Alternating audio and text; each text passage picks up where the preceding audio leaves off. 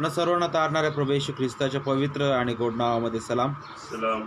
ही सुवर्ण वेळ पुन्हा एक वार प्रभूने आपल्या जीवनाकरिता दिली. त्या स्वर्गीय देवबापाला सदैव आनंद, सर्व गौरव, महिमा आणि आदर प्राप्त हो. आजच्या या भक्तीला आपण सुरुवात करत असताना ह्यावेळेस स्तोत्र वाचन करणार आहोत आणि ह्यावेळेस स्तोत्र संहिता 42 आपण वाचणार आहोत. देवाच्या प्राप्तीचा ध्यास. हरिणी जशी पाण्याच्या प्रवाहासाठी लुलपते, तसा हे देवा माझा जीव तुझ्यासाठी लुलपत आहे. माझा जीव देवासाठी, जिवंत देवासाठी ताणेला झाला आहे. मी केव्हा देवासमोर येऊन त्याचे दर्शन घेईन? तुझा देव कोठे आहे असे ते मला सतत म्हणतात. म्हणून अहोरात्र माझे अश्रू माझा आहार झाले आहे. लोक समुदाय सण पाळी तेव्हा त्यांच्या मेळ्याबरोबर मी कसा चाले? आणि आनंदोत्सव व देवस्तवन यांचा गजर चालला असता देवाच्या घराकडे त्याला मी कसा मिरवित हे आठवून माझ्या जीवाचे पाणी पाणी होते. हे माझ्या जीवा, तू का खिन्न झालास? तू आतल्या आत का तळमळत आहेस? देवाची आशा धर, तो मला दर्शन देऊन माझा उद्धार करीतो, म्हणून मी त्याचे पुनरपी गुणगान गाईन. हे माझ्या देवा, माझा जीव आतल्या आत खिन्न झाला आहे.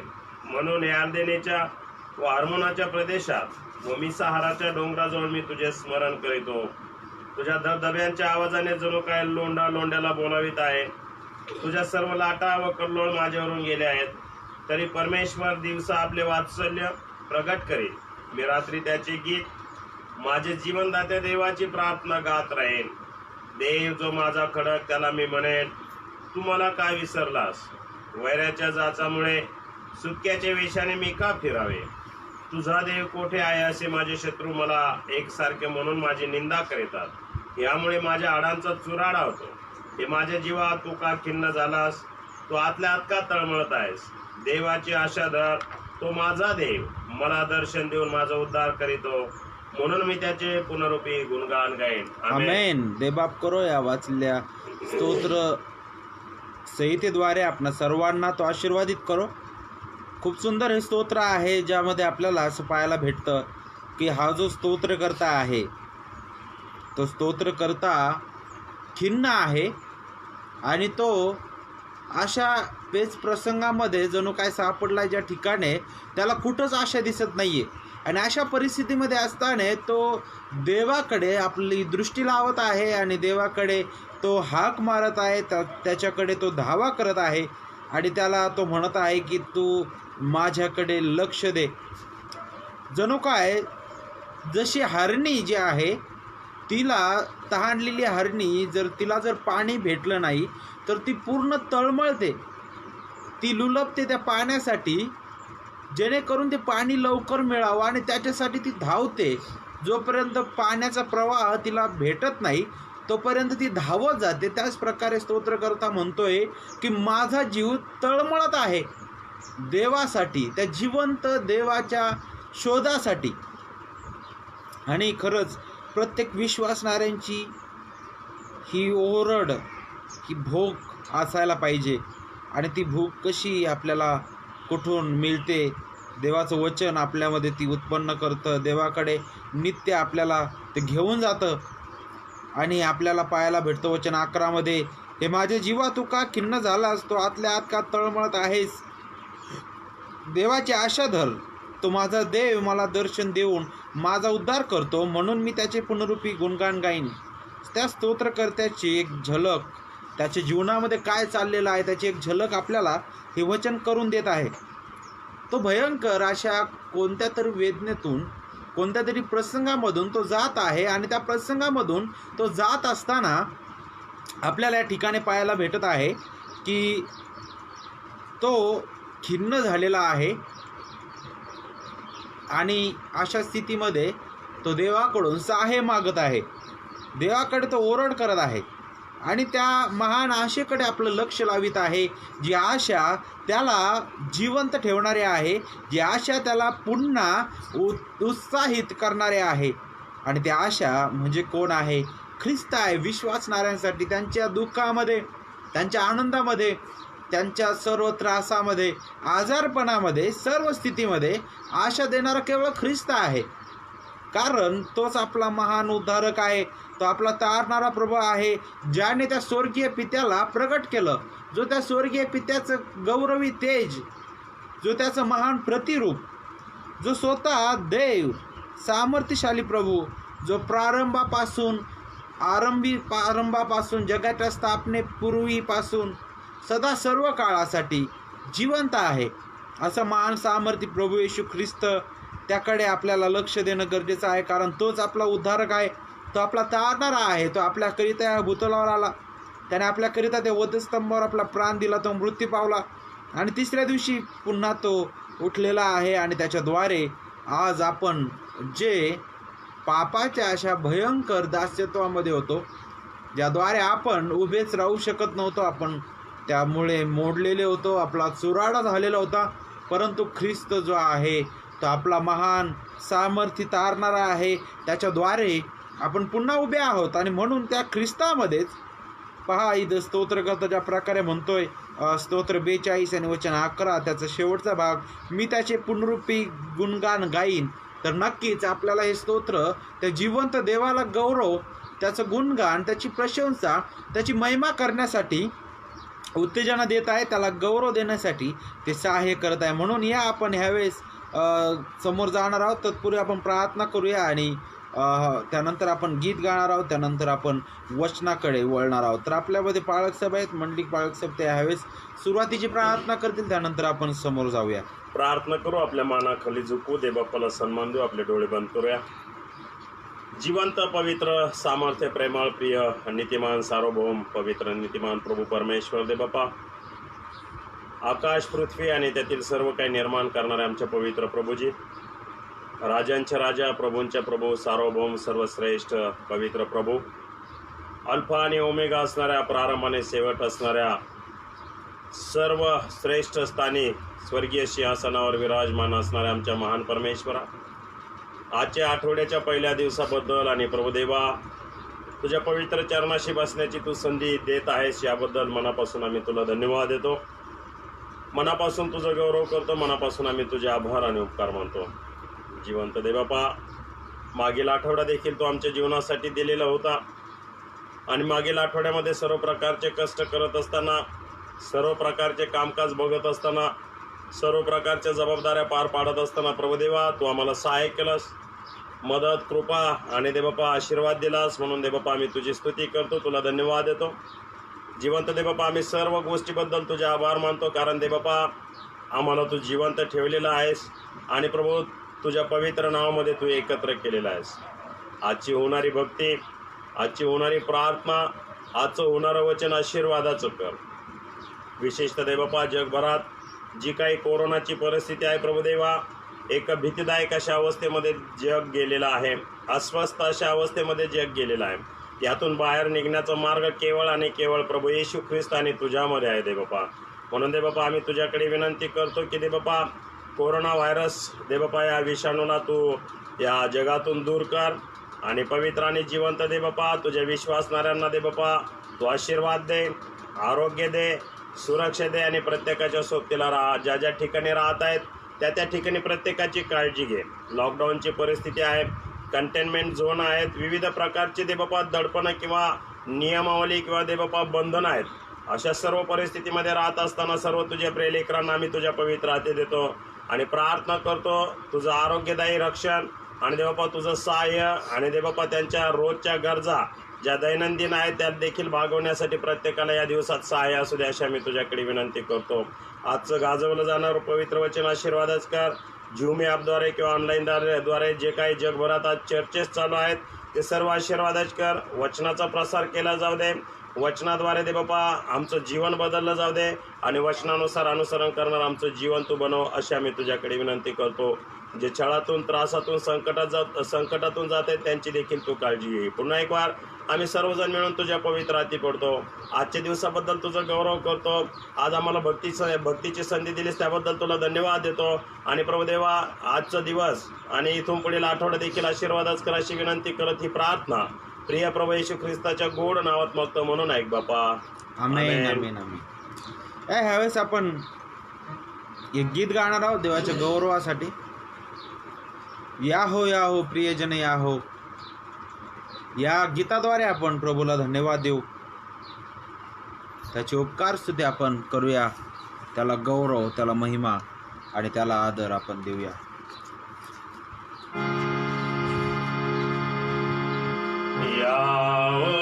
या हो प्रियजन या हो, जाऊ चला परमेश्वर सदनी, भक्ती शांती धरुण मनी, सुंदर गायन गावदनी, विश्रांतीचा वार सुखाचा ईश्वर बाप पवित्र करी, परम कृपा म्हणून जीवितरी, घडीभर विसरून विषय जगाचे, विमल मने करू ध्यान दयाचे, जगदीशाचे स्तवन करू, जय जयकारे गगन भरू, विश्रांतीचा वार सुखाचा ईश्वर बाप पवित्र करी, परम कृपा म्हणून जीवितरी, पुत्र कन्या आपण सगळे जमून रमोया हृदया जवळी, राहील पुढती ख्रिस्त उभा, स्वर्गाची मगती प्रतिभा, विश्रांतीचा वार सुखाचा ईश्वर बाप पवित्र करी, परम कृपा म्हणून जीवितरी, देवाजीच्या वत्सलतेला उपमान जगी उपकाराला, स्मरुनीची ते सगळे प्रेमाश्रूंची वाहू फुले, विश्रांतीचा वार सुखाचा ईश्वर बाप पवित्र करी, परम कृपा म्हणून जीवितरी, सादर करूया सर्व विनंत्या ईश्वर बापा विश्वनियंत्या, काय कुणाला वावे जानत परमेश्वर आहे,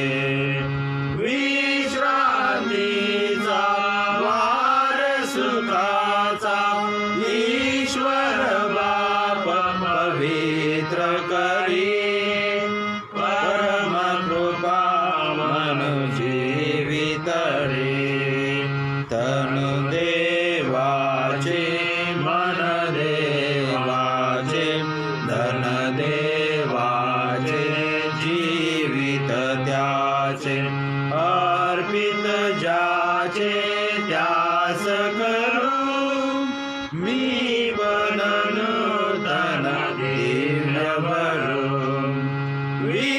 विश्रांतीचा वार सुखाचा ईश्वर बाप पवित्र करी, परम कृपा म्हणून जीवितरी, पवित्र आत्मा परमेशाचा संबोधक अनुशासक अमुचा, नित्यतयाचा योग असो, ख्रिस्त सदा हृदयात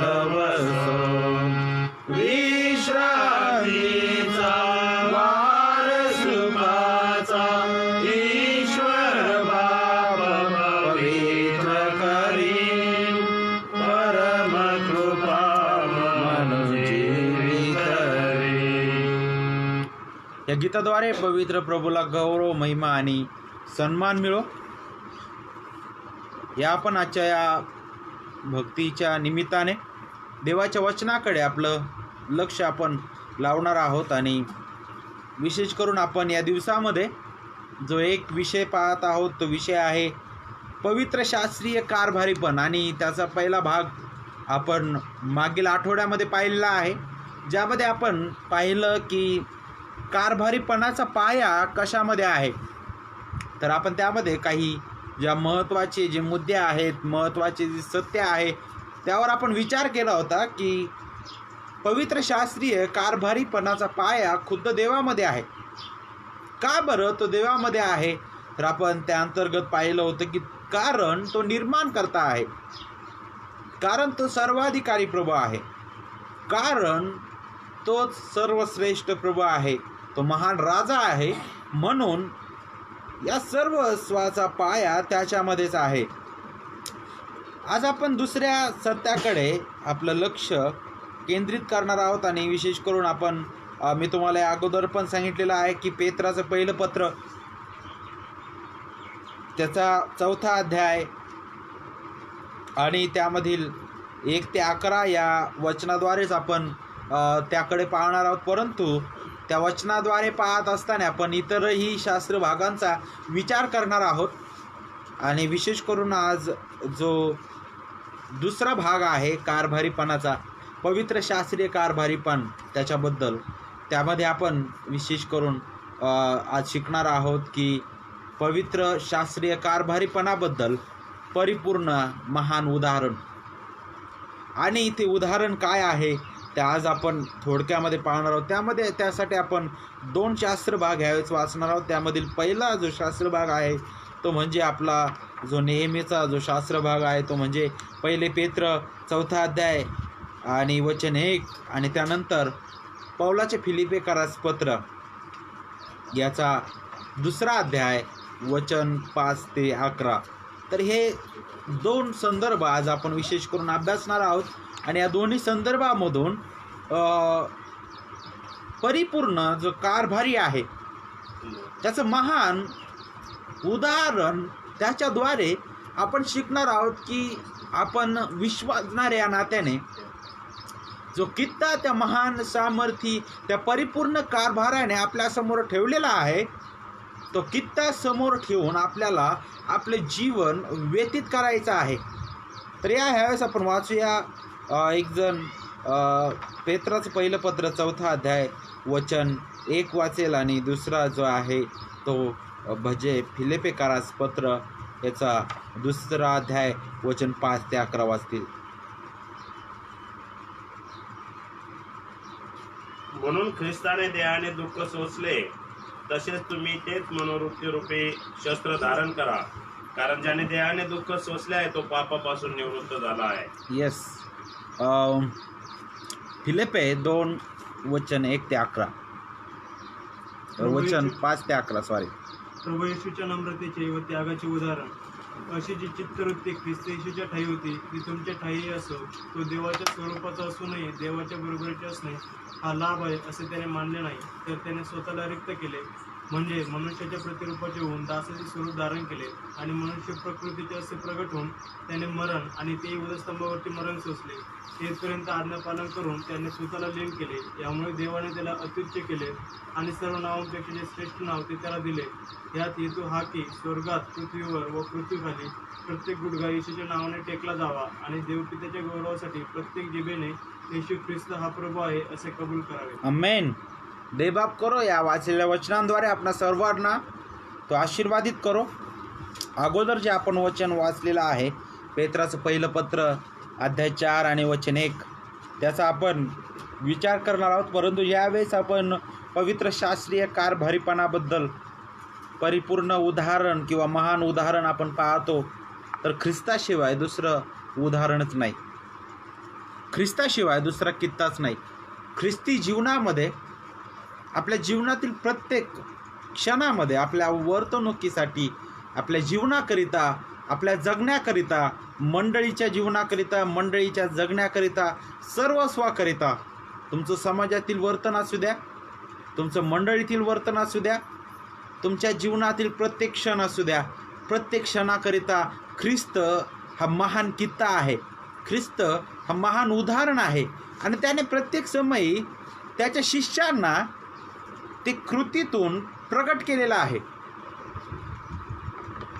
जसं जर आपण उदाहरण पाहिलं तर ख्रिस्ताने सांगितलं की जशी तू स्वतःवर प्रीती करतो तशी आपल्या शेजाऱ्यावर, आणि इवन शेजाऱ्यावरच नाही तर शत्रूवर देखील त्या प्रकारे प्रेम करा, त्याला क्षमा करा.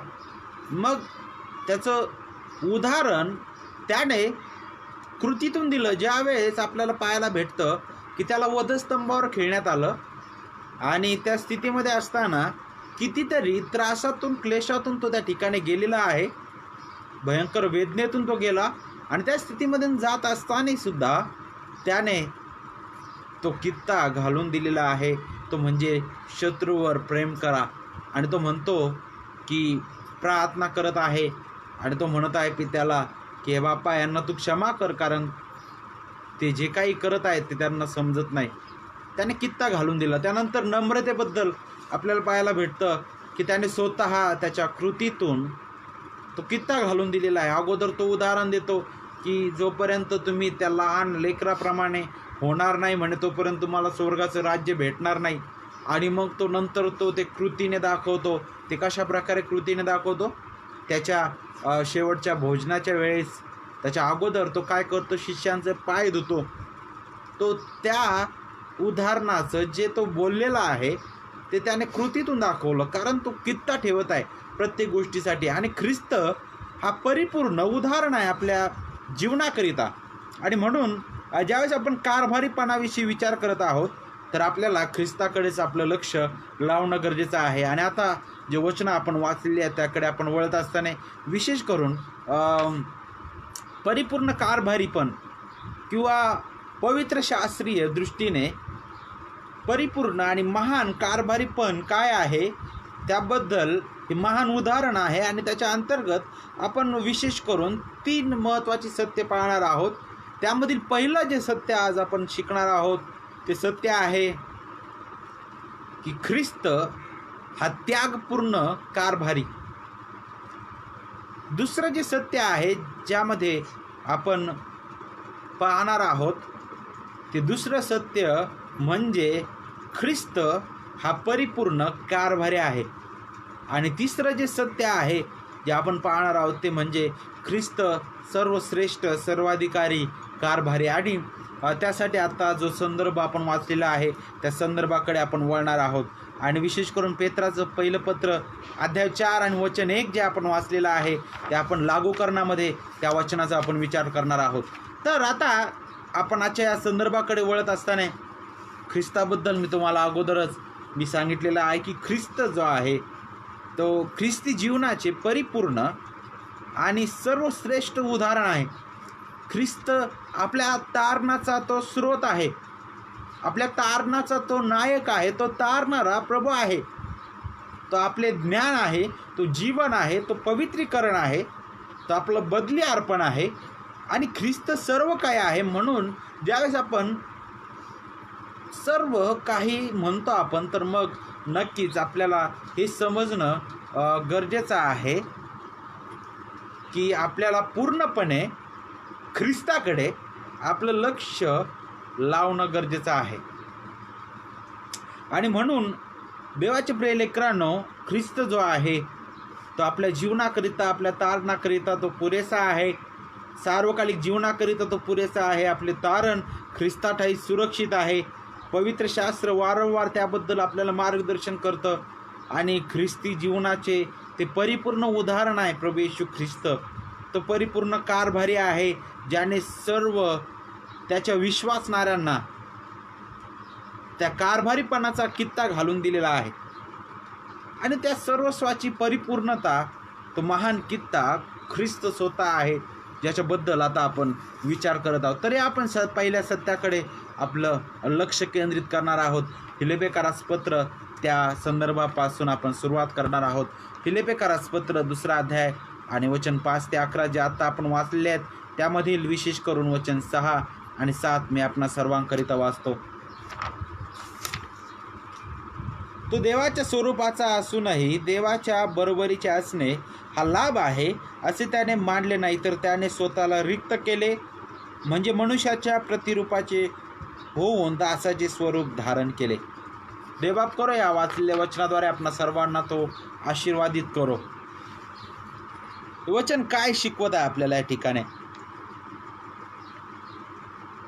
ख्रिस्ताबद्दल ज्यावेळेस आपण विचार करत आहोत, तर ज्यावेळेस आपण परिपूर्ण कारभारीपणाबद्दल विचार करत आहोत, तर तुम्हाला ह्या मुद्द्यांमध्ये परिपूर्ण कारभारीपणाचे काही गुण वैशिष्ट्ये पाहायला भेटतील.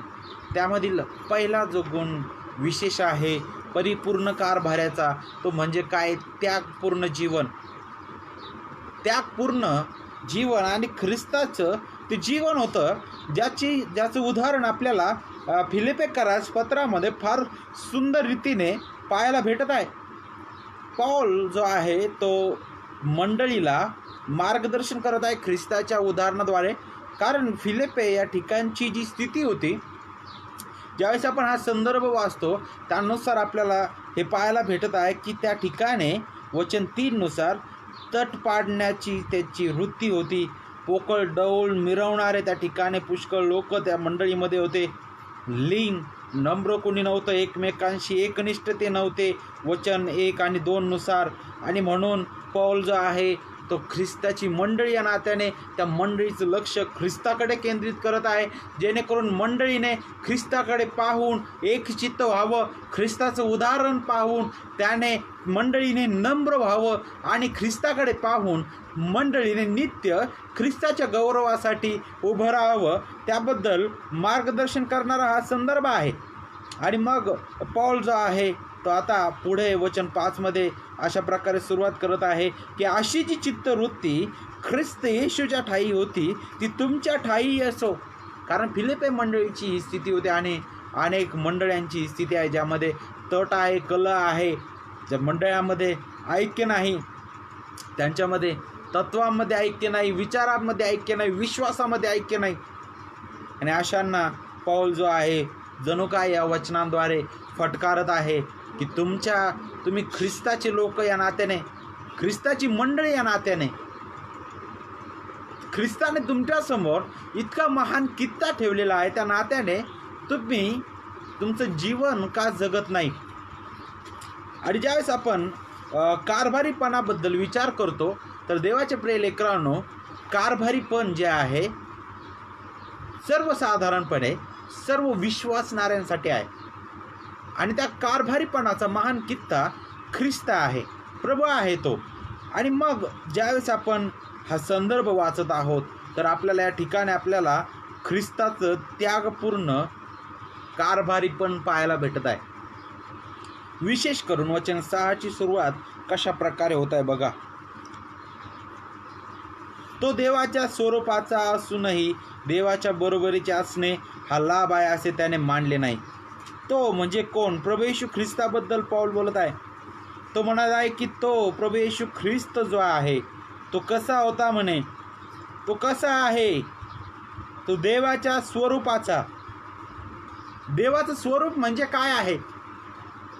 ज्यावेळेस आपण देवाच्या स्वरूपाविषयी आपण विचार करतो तर या ठिकाणी जो शब्द वापरण्यात आलेला आहे, इंग्लिशमध्ये जो शब्द आहे स्वरूप यासाठी वापरण्यात आलेला, त्याला फॉर्म म्हटलेला आहे, FORM, फॉर्म.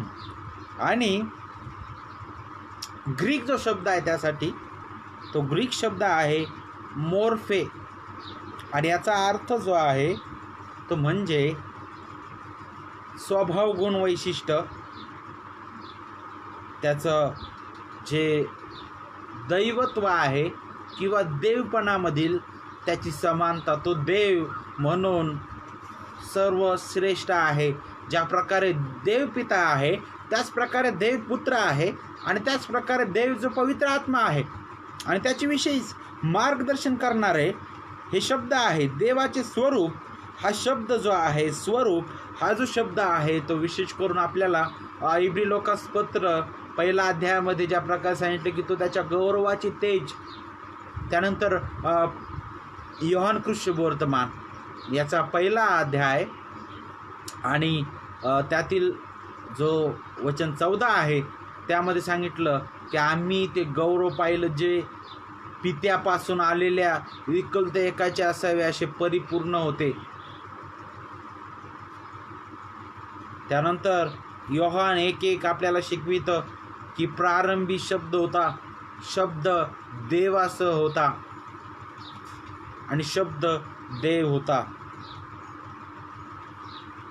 स्वरूप, ज्यावेळेस आपण देवाचं स्वरूप याविषयी विचार करतो तर स्वरूप हा जो शब्द आहे तो अशा प्रकारे दाखवत आहे जणू काय तो स्वतः जो आहे तो देव आहे, तो सामर्थ्य प्रभू आहे.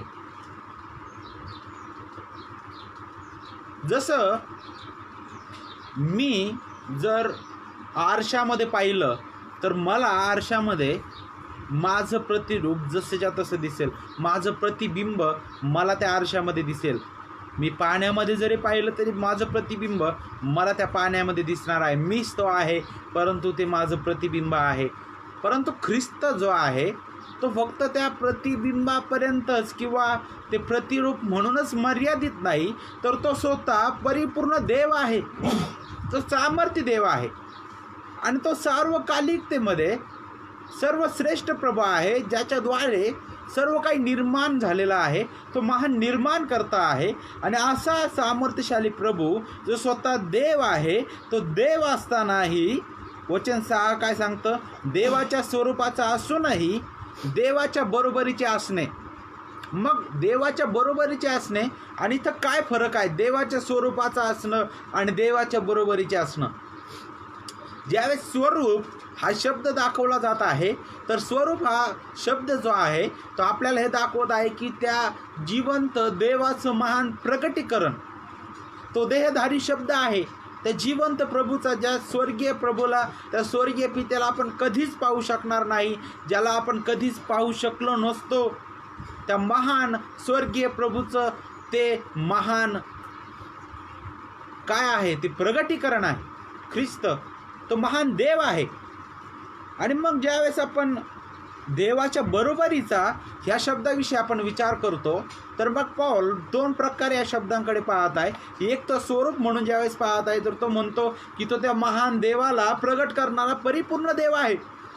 आणि ज्यावेळेस तो म्हणत आहे की देवाच्या बरोबरीचा, तर तो त्यासोबत असं तो म्हणू देत नाही लोकांना की तुम्ही जर म्हटलं की तो फक्त देवाला प्रगट करणारा आहे तर याचा अर्थ त्याच्यामध्ये दर्जा तयार होईल की तो देवपिता वरती आहे, त्यानंतर ख्रिस्त आहे, त्यानंतर त्याच्या खाली पवित्र आत्मा नाही.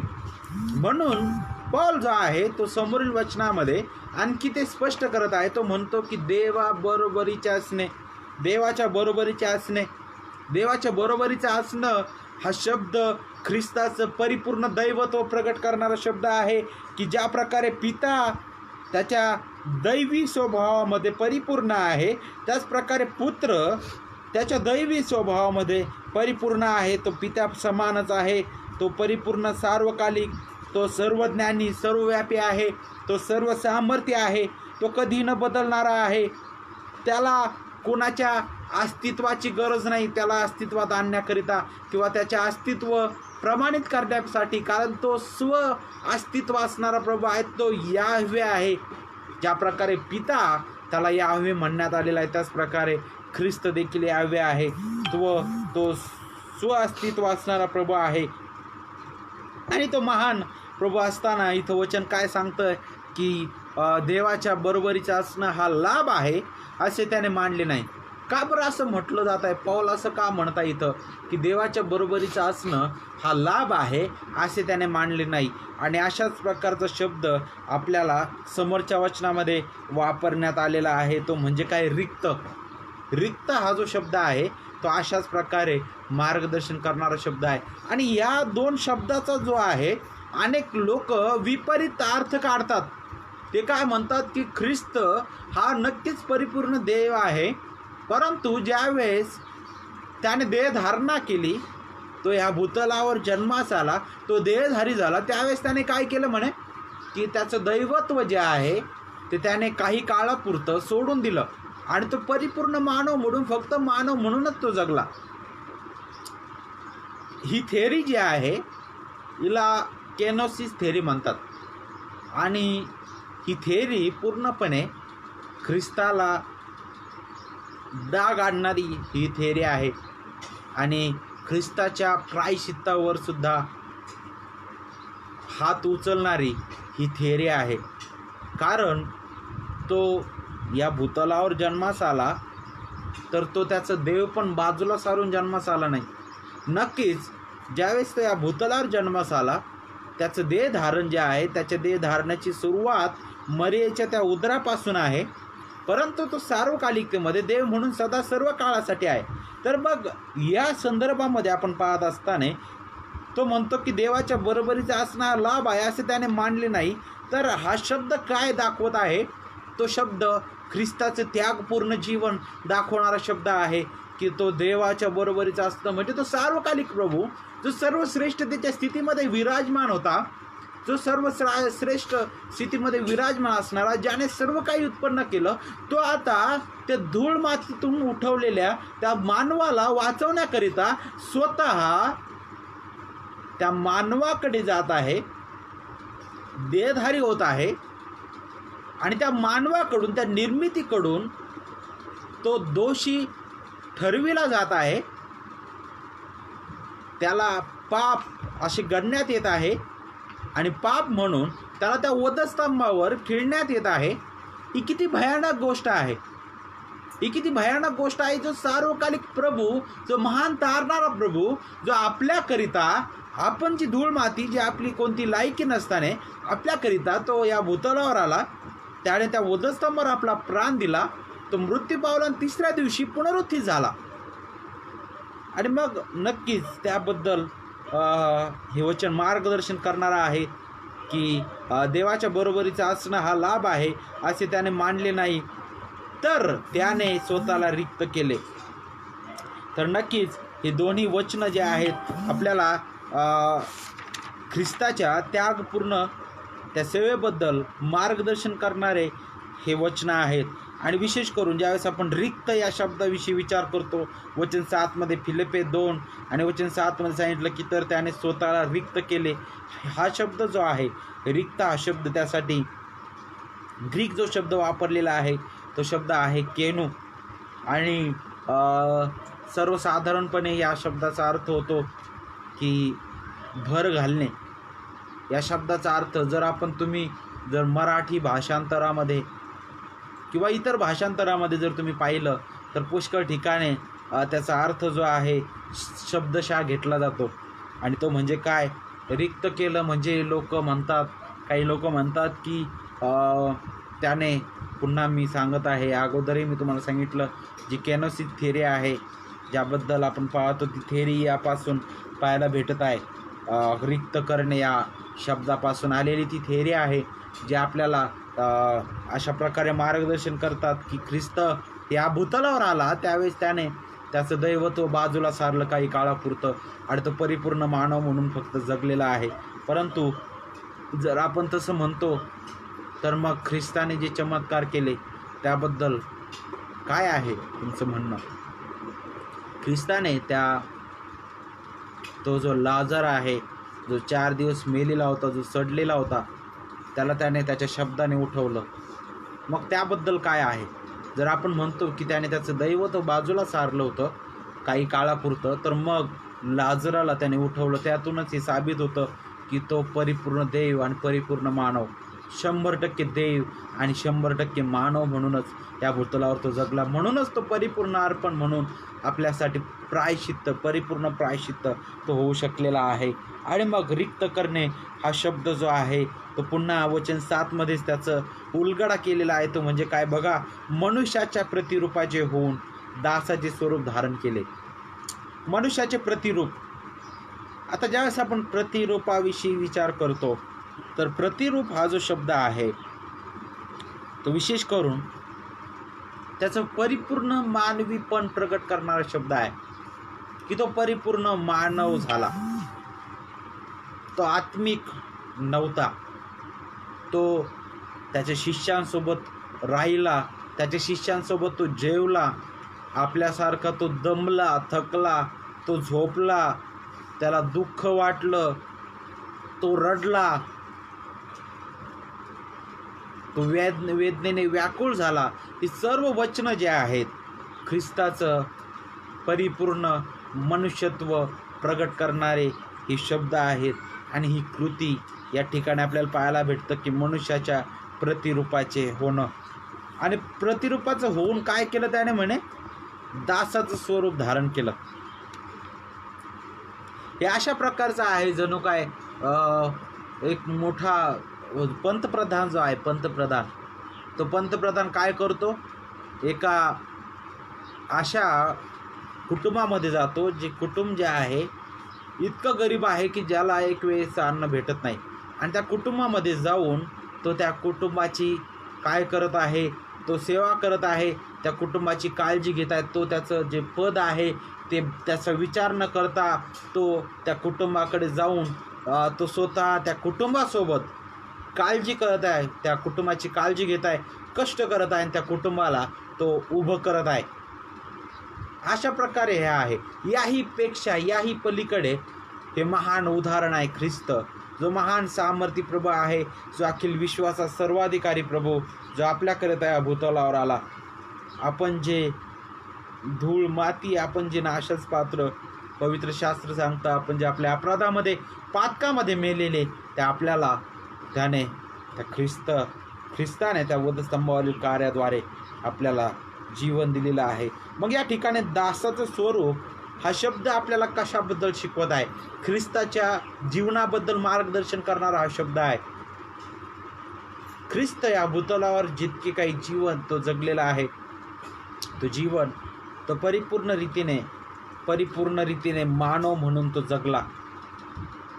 तो मानव या नात्याने या भूतलावर त्याची आई आणि वडील मानव या नात्याने तो त्यांच्या अधीन होऊन राहिला. परंतु तो स्वर्गीय देव म्हणून नक्कीच तो कोणाच्याच अधीन राहू शकत नाही. परंतु परिपूर्ण मानव म्हणून त्याचं ते प्रमाण आहे की तो आईवडिलांच्या अधीन होता, सेवा सुरू होण्याच्या अगोदर आणि त्यानंतर सेवेनंतर, आणि सेवा पूर्ण त्याच्या जीवनभरापर्यंत आपल्याला पाहायला भेटतं की तो आपल्या स्वर्गीय पित्याच्या अधीन होता आणि तो आहे. आणि ज्यावेळेस आपण स्वर्गीय पित्याच्या अधीन राहणं ख्रिस्ताने याबद्दल विचार करतो, तर याचा अर्थ असा नाही की त्यामध्ये दर्जा आहे. नक्कीच नाही. नक्कीच देव जो पिता, देव जो पुत्र, देव जो पवित्र आत्मा, या त्रैकत्वामध्ये समानता आहे. एकाच देवपणामध्ये सामावलेले 3 व्यक्तिमत्व आहेत. हे दुसरं व्यक्तिमत्व आहे जे देहधारी झालेलं आहे, जे त्या महान स्वर्गीय पित्याला प्रगट करणारा आहे. आणि या त्रैकत्वाविषयी आपण विचार करत असताना देवपणामध्ये, त्यांच्या स्वभाव गुण वैशिष्ट्यामध्ये, त्यांच्या दैवी सर्व गुणांमध्ये एक समानते आहेत. परंतु आपल्याला पाहायला भेटतं की त्यांचे कार्य जे आहेत ते वेगळे आहेत. जसं देव जो पिता आहे तो योजना करणारा आहे, देव जो पुत्र आहे ती योजना त्याने अंमलात आणली, आणि देव जो पवित्र आत्मा त्या योजनेचं लागूकरण करत आहे. तारणाच्या कार्यामध्ये त्रैकत्व एकमेकांच्या अधीन झालेला आहे. आणि त्याबद्दल हा मार्गदर्शन करणारा शब्द आहे की ख्रिस्ताने ते तारणाचं कार्य पूर्ण केलेलं आहे. त्याच्या जीवनाद्वारे, त्याच्या कार्याद्वारे त्याचं जीवन कसं होतं, शत्रूंसोबत तो कसा वागत होता, त्याने अनेक चमत्कार केले, सुवार्ता सांगितली, त्याने त्या वधस्तंभापर्यंत तो गेला. आणि सर्व वचन त्या दासाच्या स्वरूपाविषयी मार्गदर्शन करणारा आहे. आणि विशेष करून हा या ठिकाणी दासाचं स्वरूप हा जो शब्द वापरण्यात आलेला आहे, तो शब्द पौल जो आहे तो इस्रायलाच्या त्या संस्कृतीचा विचार करूनच तो हा शब्द या ठिकाणी ठेवत आहे. आणि हा शब्द त्या ख्रिस्ताची, तो महान ख्रिस्त, त्याची त्यागपूर्ण सेवा आणि त्याचं अतिमहान त्याची लीनता प्रगट करणारा हा शब्द आहे. ज्यावेळेस आपण इतिहास पाहतो, इस्रायल राष्ट्राबद्दल आपण विचार करतो, तर इस्रायल राष्ट्रामध्ये लोकांचा दर्जा होता, कामगारांचा. त्यामध्ये असा एक वर्ग होता जो फक्त ज्याला दाराच्या बाहेर उभं करायचे त्या लोकांना, त्याला दास म्हणलं जायचं. आणि ते दास अशा प्रकारे असायचे की जर त्या घराचा जो मालक आहे तो कुठं बाहेर गेला तर तो परत आल्यानंतर हे दास काय करायचे, त्याचे कपडे झटकायचे, त्याचे पाय ते धुवायचे, त्याचे पाय धुवून ते पुसायचे आणि मगच तो जो मालक आहे तो घरामध्ये प्रवेश करायचा. आणि हे जे काम करणारे जे दास होते त्यांना सगळ्यात खालच्या दर्जाचं मानलं जायचं. आणि हे यहुदी परंपरेनुसार किंवा इस्रायल राष्ट्रामध्ये ती एक प्रथाच होती. आणि त्या लोकांची जी दशा किंवा त्या लोकांचा दर्जा जो होता त्यांकडे फार खालच्या पातळीने पाहायला जायचे. आणि मग या ठिकाणी ज्यावेळेस पाऊल ख्रिस्ताविषयी विचार करत आहे तर ख्रिस्ताविषयी विचार करत असताना तो म्हणत आहे की पहा, तो अखिल विश्वाचा राजांचा राजा प्रभूंचा प्रभू तो इतका नम्र झाला की त्या दासाप्रमाणे तो तुच्छ झाला स्वतःला. तो जो दास आहे ज्याकडे पूर्ण खालच्या दर्जाने पाहायचे त्या दासाप्रमाणे तो ख्रिस्त आपल्याकरिता झाला. आणि त्याने त्या शिष्यांचे पाय धुतले. ती पाय धुणं तीच प्रथा होती देवाच्या प्रियलेकरांनो. आणि पाय धुणारा जो आहे त्या व्यक्तीला पूर्ण सगळ्यात खालच्या दर्जाचं मानण्यात यायचं. आणि मग दासाचं स्वरूप हे तेच दाखवणार आहे. आणि मग ही वचनं जे आहेत त्या ख्रिस्ताच्या त्यागपूर्ण कारभारीपणाबद्दल मार्गदर्शन करणारे आहेत. तर कारभारीपणाबद्दल विचार करत असताना सगळ्यात पहिली गोष्ट आपण आता पाहिलेली आहे ते म्हणजे त्यागपूर्ण जीवन. ख्रिस्ती जीवन हे त्यागपूर्ण जीवन आहे. परंतु पुष्कळ वेळेस काय होतं बरं, आज ख्रिस्ती जीवनाला त्यागपूर्णऐवजी घेणारं जीवन जास्त बनवलेलं आहे की किती काय आपण करू शकतो. त्यागपूर्ण जीवन म्हणजेच काय आहे, देणारं जीवन आहे. तुमचं जीवन, तुमचा पैसा, तुमचा वेळ, तुमचं सर्वस्व देवाच्या गौरवासाठी. आणि महानता आहे. आणि ख्रिस्ताने आपल्यासाठी महान कित्ता ठेवलेला आहे. म्हणून आपल्याला ख्रिस्ताकडे आपल्याला लक्ष देणं गरजेचं आहे. त्यानंतर दुसरं जे सत्य आहे या विषयाअंतर्गत ते सत्य म्हणजे ख्रिस्त हा परिपूर्ण कारभारी. आणि फिलिप्पेकरास पत्राकडेच आपण वळूया. वचन 8, फिलिप्पे 2 आणि वचन 8. आणि मनुष्य प्रकृतीचे असे प्रगट होऊन त्याने मरण आणि तेही वधस्तंभावरचे मरण सोचले, येथपर्यंत आज्ञापालन करून त्याने स्वतःला लीन केले. आता या ठिकाणी आपल्याला विशेष करून काही शब्द पाहायला भेटतात. त्यामधील पहिला जो शब्द आहे तो म्हणजे मनुष्य. आणि त्यासाठी ग्रीक जो शब्द आहे तो म्हणजे अँथ्रोपॉस. आणि प्रकृती, ज्यावेळेस आपण प्रकृतीविषयी आपण विचार करतो तर ग्रीक मूळ अर्थानुसार त्या ठिकाणी प्रकृती हा जो शब्द वापरण्यात आलेला आहे तो यासाठी वापरण्यात आलेला आहे की त्यासारखा पूर्णपणे जसाच्या तसा अशा प्रकारे तो शब्द मार्गदर्शन करणारा आहे. आणि मनुष्य प्रकृतीचे प्रगट होणं, प्रगट यासाठी जो शब्द त्या ठिकाणी वापरण्यात आलेला खास करून तो आहे क्षेमा. आणि ज्याचा अर्थ होतो सवय, मानवी वर्तणूक, बोलणे, क्रिया किंवा पद्धत, परिपूर्ण मानवाबद्दल मार्गदर्शन करणारा हा शब्द आहे. आणि मग आपण आणखी समोर जातो तर त्याने मनुष्य प्रकृतीचे असे प्रगट होऊन मरण आणि तेही वधस्तंभावरचे मरण सोसले. आता या ठिकाणी 2 शब्द वापरण्यात आलेले आहेत. 2दा मरण या शब्दाचा उपयोग करण्यात आलेला आहे. का बरं 2दा या ठिकाणी मरण हा पॉल मरणाबद्दल विचार करत आहे. मरण आणि तेही ज्यावेळेस तो पहिल्या वेळेस मरणाबद्दल विचार करत आहे तर सर्वसाधारणपणे या ठिकाणी मरण जो पहिला शब्द आहे तो आपल्याला मनुष्याची जी स्थिती आहे, पापाचा जो परिणाम मानवावर आलेला आहे त्या मरणाबद्दल तो मार्गदर्शन करणारा शब्द आहे. त्याचं प्रायश्चित्त त्याच्याबद्दल तो मार्गदर्शन करणारा शब्द आहे. परंतु तेही वधस्तंभावरचे मरण हा वेगळा शब्द आहे जो आपल्याला त्या विशिष्ट मरणाबद्दल मार्गदर्शन करत आहे. सर्वसाधारण मरणाने माती होते. जुन्या करारामध्ये अब्राम मेला, जुन्या करारातील सर्व देवाचे लोक मेले, त्यांची पूर्णपणे ते माती झाली. परंतु या ठिकाणी पौल अशा मरणाबद्दल मार्गदर्शन करत आहे, त्या मरणाने इतरांना जीवन मिळालेलं आहे.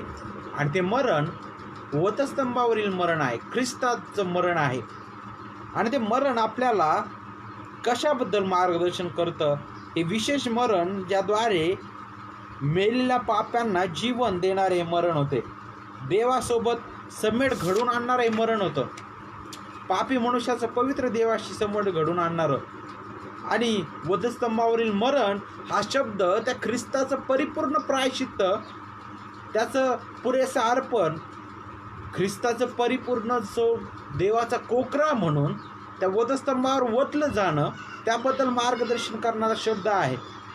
आणि मग हे शब्द जे आहेत, विशेष करून ख्रिस्त जो परिपूर्ण कारभारी आहे त्याचं मार्गदर्शन करणारे शब्द आहे की त्याने ते मरण सोसले. आणि विशेष करून परिपूर्ण कारभारीपणाचे 3 गुणवैशिष्ट्ये तुम्हाला या वचनामध्ये पाहायला भेटतील. कमीत कमी त्यामधील पहिलं जे गुणविशेष आहे ते म्हणजे सोसणे.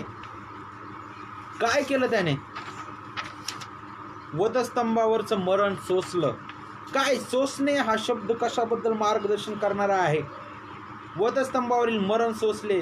त्याच्या प्रजेला त्यांच्या पापांपासून सोडवण्यासाठी पित्याने जे योजलेलं तारणाचं कार्य आहे, ते कार्य ख्रिस्ताने पूर्ण केलेलं आहे. सोसणे हा शब्द विशेष करून सहनशीलताबद्दल आणि मंदक्रोधबद्दल मार्गदर्शन करणारा आहे. आणि ख्रिस्ताच्या त्या सोसण्याबद्दल जर आपल्याला विचार करायचा आहे तर आपल्याला यशया 53 अध्याय आणि वचन 1 ते 9 फार सुंदर रीतीने मार्गदर्शन करतो की जणू काय त्या मेंढराप्रमाणे, जे मेंढरू त्या कातरणाऱ्यासमोर आपली मान खाली घालून उभं राहतं शांत, त्या प्रकारे ख्रिस्त शांत होता. त्याने सोसलं ते. का बरं? कारण तो परिपूर्ण कारभारी आहे. दुसरं जो गुणविशेष आहे परिपूर्ण कारभाऱ्याचा, त्याबद्दल आपल्याला हे वचनच मार्गदर्शन करतं. ते म्हणजे काय? आज्ञापालन. त्याने येथपर्यंत आज्ञापालन केलं. कुठपर्यंत? तो आता म्हटला वधस्तंभावर असताना, त्याचा प्राण सोडण्याच्या अगोदर काय म्हटला? की सर्व पूर्ण झाले आहे ना. मग हे वचन काय शिकवत आहे? त्याने कुठपर्यंत आज्ञापालन केलं? त्याच्या मृत्यूपर्यंत, शेवटपर्यंत त्याने आज्ञापालन केलेलं आहे. आणि विशेष करून ज्यावेळेस आपण आज्ञापालनाविषयी विचार करतो तर आज्ञापालन हा शब्द आपल्याला याबद्दल मार्गदर्शन करणारा आहे. तो म्हणजे ऐकणारा, आज्ञाधारक. आणि शेवटपर्यंत आज्ञापालन ख्रिस्ताने केलेलं आहे. ख्रिस्ताचे तारणाच्या कार्यामधील परिपूर्ण ध्येय त्याने सिद्धीस नेलेलं आहे. त्याबद्दल हा शब्द मार्गदर्शन करतो. आणि तिसरा जो गुणविशेष आहे परिपूर्ण कारभाऱ्याचा, जो आपल्याला या वचनामध्ये पाहायला भेटतं, ख्रिस्तामध्ये जो होता तो म्हणजे लीन. त्याने स्वतःला लीन केलं. आज्ञापालन करून त्याने स्वतःला लीन केलं. कशा प्रकारे हा शब्द मार्गदर्शन करत आहे? स्वतःला लीन केलं म्हणजे हा शब्द अशा प्रकारे दाखवत आहे की तो महान सामर्थी राजा असताना देखील तो आपल्याकरिता देही झाला, तो मानव झाला. त्याच्या देहधारणेद्वारे, त्याच्या त्या सर्व कार्याद्वारे तो त्याच्या पालकांप्रती परिपूर्ण मानव या नात्याने तो त्याच्या या भूतलावरील पालकांप्रती तो अधीन होता. जगाच्या दृष्टीने असणारे ते पालक, त्यांच्याप्रती तो अधीन होता. आणि तो परिपूर्ण मनुष्य या नात्याने तो तो सार्वभौम देव आणि सर्वश्रेष्ठ प्रभू या नात्याने तो आपल्या स्वर्गीय पित्याच्या अधीन राहून त्याचे तारणाचं कार्य, तारणाची योजना तो सिद्धीस घेऊन जात आहे. स्वइच्छेने तो काय झालं? त्याने पित्याच्या इच्छेचं त्याने स्वइच्छेने आनंदाने पालन केलेलं आहे. शत्रूंप्रती त्याचं असलेलं जे वर्तन, त्याच्या शिष्यासोबतची त्याची सहनशीलता आणि त्याचं स्वतःचं जीवन हे सर्व काही त्या ख्रिस्ताची लीनता प्रगट करणारे शब्द आहेत. तर मग परिपूर्ण कारभारामध्ये असणारे 3 गुणवैशिष्ट्ये आहे. त्यामधील पहिलं गुणवैशिष्ट्य जे आहे ते म्हणजे की तो सोसणारा असावा, दुसरं जे आहे आज्ञापालन, आणि तिसरं म्हणजे लीन.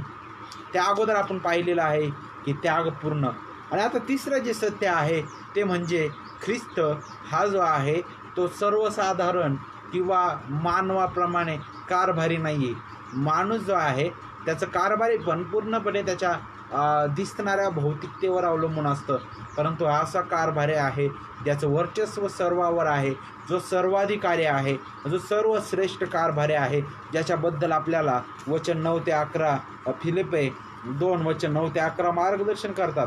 त्यामुळे देवाने त्याला अतिउच्च केले आणि सर्व नावापेक्षा जे श्रेष्ठ नाव ते त्याला दिले. ह्यात हेतू हा की स्वर्गात, पृथ्वीवर व पृथ्वीखाली प्रत्येक गुडघा येशूच्या नावाने टेकला जावा आणि देवाच्या गौरवासाठी प्रत्येक जिभेने येशू ख्रिस्त हा प्रभू आहे हे कबूल करावं. मग ह्यामुळे हा शब्द काय दाखवत आहे? ह्यामुळे देवाने त्याला अतिउच्च केलं. हा शब्द आपल्याला ख्रिस्ताच्या गौरवाबद्दल मार्गदर्शन करणारा आहे. कशामुळं? ख्रिस्ताचं या भूतलावरील पाप्यांच्या तारणाकरिता, त्याच्या प्रजेकरिता जे कार्य त्याने सिद्ध केलेलं आहे, ज्या कार्याची योजना पित्याने केलेली होती ते कार्य त्याने पूर्ण केलेलं आहे. आणि त्यानंतर आपल्याला पाहायला भेटतं की पिता जो आहे तो त्याला काय करत आहे? गौरव देत आहे. आणि मग मानव म्हणून तो किंचित काल हुणा अशा प्रकारे होता, त्याला सर्व मर्यादा आल्या, परंतु देव म्हणून त्याला कसलीच मर्यादा नव्हती. आणि आता मात्र आपल्याला ज्यावेळेस त्याच्या गौरवाविषयी आपण विचार करतो तर त्याचं गौरव आपल्याला त्याच्या पुनरुत्थानामध्येच पाहायला भेटतं. ख्रिस्ताचं पुनरुत्थान, त्याचं शरीरामधील जे पुनरुत्थान आहे ते अविनाशी होतं. त्याचं शरीर आता पुन्हा मरण्यासाठी उठलेलं नव्हतं.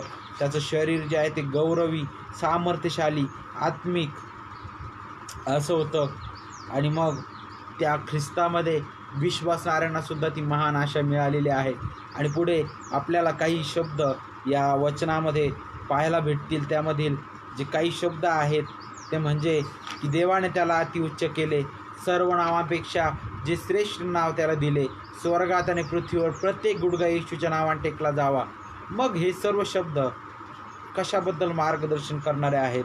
तर हे सर्व शब्द त्या ख्रिस्ताच्या महानतेबद्दल मार्गदर्शन करणारे शब्द आहेत की तो सर्वाधिकारी राजा आहे, तो प्रभू आहे, तो धन्य आहे, तो सर्व विश्वासणाऱ्यांचा तारणारा मध्यस्थ मस्तक आहे. मंडळीचे सर्वस्व ख्रिस्त आहे. स्वर्गात आणि पृथ्वीवर सर्व गुडघा येशूच्या नावाने टेकला जावा. नक्कीच भविष्यामध्ये याची पूर्णता होईल.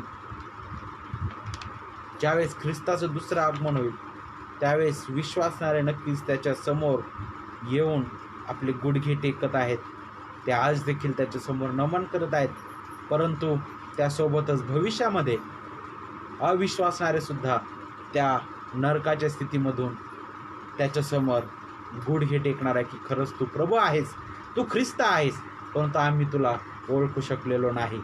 आणि समोर जे वचन शेवटी सांगत आहे की आणि देवपित्याच्या गौरवासाठी प्रत्येक जिभेने ख्रिस्त येशू हा प्रभू आहे असे कबूल करावे. काय गौरव आहे पित्याचं? ख्रिस्त येशू हा प्रभू हे कबूल करावं. विश्वासणाऱ्यांचं तारण ख्रिस्तामधील हे पित्याचं गौरव आहे, कारण विश्वासणारे त्या पित्याला, त्या ख्रिस्ताला कबूल करतात प्रभू म्हणून. आणि भविष्यामध्ये अविश्वासणारे सुद्धा त्या स्थितीमधून त्या पित्याला, त्या स्वर्गीय प्रभूला प्रभू म्हणून ते त्याच्यासमोर आपले गुडघे टेकणार आहेत. आणि मग इथं जे शब्द वापरण्यात आलेला आहे की सर्वश्रेष्ठ नाव त्याला देण्यात आलेलं आहे, तर ते सर्वश्रेष्ठ नाव काय आहे? येशू. त्याच्याविषयी आपल्याला वचन 10 मार्गदर्शन करतं. आणि येशू ख्रिस्त हा प्रभू हे नाव आपल्याला त्या ठिकाणी पाहायला भेटत आहे वचन 11 मध्ये. तर मग इथं 3 शब्द वापरण्यात आलेला आहे, येशू, ख्रिस्त आणि प्रभू. येशू हा जो शब्द आहे तो आपल्याला तारणाऱ्याबद्दल मार्गदर्शन करणारा आहे. ख्रिस्त हा जो शब्द आहे तो त्याचं दैव तो प्रकट करणारा आहे. तो परिपूर्ण देव आहे, तो देवाचा पुत्र आहे, तो अभिषिक्त आहे. आणि प्रभू हा जो शब्द आहे तो सर्वाधिकारी, महान, सामर्थ्यशाली, धनी याबद्दल मार्गदर्शन करणारा शब्द आहे. आणि तुम्ही या तिन्ही शब्दांबद्दल विचार करत असताना ख्रिस्ताकडे तुम्ही पाहाल तर तो ख्रिस्त इतका श्रेष्ठ, इतका महान आहे की त्याचं हे नाव अतिउच्च आहे. तो राजांचा राजा आहे, तो प्रभूंचा प्रभू आहे, तो याजकांचा याजक आहे, तो संदेष्टांचा संदेष्टा आहे, तो महान तारणारा प्रभू आहे. त्याच्याद्वारे तारण आहे, त्याच्याशिवाय तारणाचा मार्गच नाही, त्याच्याशिवाय जीवन नाही, त्याच्याशिवाय मंडळी नाही, त्याच्याशिवाय काहीच नाही, कारण तोच सर्वश्रेष्ठ प्रभू आहे. आणि मग ही सर्व शब्द आपल्याला त्या सर्वाधिकारी कारभाऱ्याबद्दल मार्गदर्शन करणारे शब्द आहेत. तर मग या विषयाच्या शेवटी येत असताना आज आपल्यासाठी लागूकरण काय आहे, तर लागूकरण आपल्यासाठी हेच आहे. वचन फिलिप्पे 2 आणि वचन 5 नुसार, अशी जी चित्तवृत्ती ख्रिस्त येशूच्या ठायी होती ती तुमच्या ठायी असो. आणि वचन पहिले पेत्र 4 अध्याय वचन 1, म्हणून आपल्यासाठी ख्रिस्ताने देहाने दुःख सोसले, तसेच तुम्हीही तेच मनोवृत्ती रूपी शस्त्र धारण करा, कारण ज्याने देहाने दुःख सोसले आहे तो पापापासून निवृत्त झाला आहे. तर इथं फिलिप्पे 2:5 चित्तवृत्ती आणि पहिले पेत्र 4 आणि वचन 1 मनोवृत्ती हे 2 शब्द वापरण्यात आलेले आहेत. चित्तवृत्ती म्हणजे त्याच्यासारखं जगण्याचा प्रयत्न करा, आणि मनोवृत्ती म्हणजे नैतिक समज, काळजी वाहणं, लक्ष देणं याच्याबद्दल मार्गदर्शन करणारा हा शब्द आहे. तर मग या विषयाच्या शेवटी येत असताना कारभारीपणाच्या दुसऱ्या भागाकडे जात असताना आपल्याला त्या परिपूर्ण उदाहरणाकडे, त्या ख्रिस्ताकडे आपलं लक्ष लावणं गरजेचं आहे, कारण तो परिपूर्ण कारभारी आहे, तो सर्वश्रेष्ठ कारभारी आहे आणि त्याच्याशिवाय आपण काहीच नाही. म्हणून या विषयाच्या शेवटी येत असताना आपलं लक्ष ख्रिस्ताकडे लावणं गरजेचं आहे. म्हणून ख्रिस्त तुमचा आदर्श असू द्या, ख्रिस्त शिका, ख्रिस्त जगा, ख्रिस्त गा आणि ख्रिस्त गौरवा. देवबाप आपण सर्वांना याद्वारे आशीर्वादित करू आणि त्याप्रमाणे चालण्यासाठी त्याची कृपा पुरव. आपण ह्यावेळेस प्रार्थना करू, आपले नेत्र आपण बंद करूया. स्वर्गीय देवबापा, आम्ही तुझे उपकार मानतो आमच्यासाठी दिलेल्या त्या परिपूर्ण उदाहरणाकरिता, तारणाऱ्या प्रभू येशू ख्रिस्ताकरिता, जो आमचा महान मध्यस्थ आहे आमच्यासारख्या पापी, आणि तू जो एकमेव पवित्र सामर्थी प्रभू त्या तुझ्यासमोर उभं राहण्याकरिता. देवबापा, आम्ही तुझे उपकार मानतो त्या परिपूर्ण अर्पणाकरिता, ज्याच्यामध्ये देवबापा आम्ही सार्वकालिकतेमध्ये सुरक्षित आहोत. देवबापा, आमचं तारण ख्रिस्तामध्ये सुरक्षित आहे. प्रभू, आमचा विश्वास हा व्यर्थ नाही, कारण ख्रिस्त हा श्रेष्ठ आहे. देवबापा, आमची आशा व्यर्थ नाही, कारण ख्रिस्त पुनरुत्थित आहे.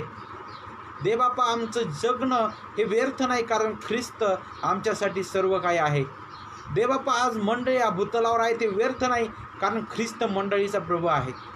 आणि म्हणून पवित्र बापा, या सुंदर वेळी आम्ही तुझं गौरव करतो, तुझ्या पवित्र नावाला आम्ही धन्यवाद देतो, तुला उंचवितो आणि स्तवितो प्रेमळ बापा. विशेष करून कारभारीपणाबद्दल आम्ही विचार करत असताना आमचं लक्ष आम्ही ख्रिस्ताकडे लावावं. आमच्या प्रत्येक कृतीमध्ये आम्ही ख्रिस्ताबद्दल विचार करावा, यासाठी आम्हाला तू सहाय्य कर. आमच्यातील सर्व दुर्गुण तू दूर कर. देवबापा, आम्ही घटला जाऊ दे, परंतु ख्रिस्त अधिक उंचवला आमच्या जीवनामध्ये जाऊ दे.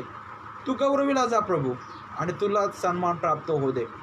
प्रभू, येथे जमलेल्या आणि देवबापा आपल्या विविध ठिकाणी असणाऱ्या सर्व तुझ्या प्रियलेकरांची काळजी आम्ही तुझ्या हाती सोपवितो. ही जी वचनं आम्ही ऐकलेली आहेत ते सर्व आम्हाला समजण्यास आणि त्याप्रमाणे आचरण करण्यास तुझीच कृपा तो आम्हाला पुरवी, अशी आम्ही तुला नम्रतेने विनंती करतो. सर्व आदर, महिमा व सन्मान आम्ही तुला देतो. विशेष करून या दिवसामध्ये प्रत्येक तुझ्या प्रियलेकरांची काळजी तू घे.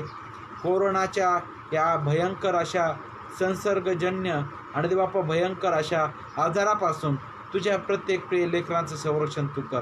यामधून बाहेर निघण्यासाठी प्रभू तुझी कृपा तू पुरव, जेणेकरून देवबापा तुझी लेकरं एकत्रित येऊन तुझं गौरव करू शकतील.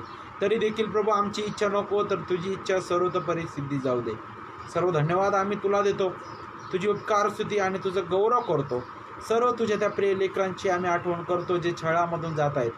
देवबापा, त्यांची काळजी तू घे, तुझ्यामध्ये प्रत्येकाला तू स्थिर कर. सर्व आदर तुला देत प्रभू येशूच्या प्रेमळ आणि गोड नावामध्ये ही प्रार्थना मागतो, म्हणून तो आहे. आमेन. पुन्हा एक वार प्रभू आपणा सर्वांना आशीर्वादित करो आणि ख्रिस्ताद्वारे मिळणारी शांती आपणा सर्वांना लाभो. आमेन.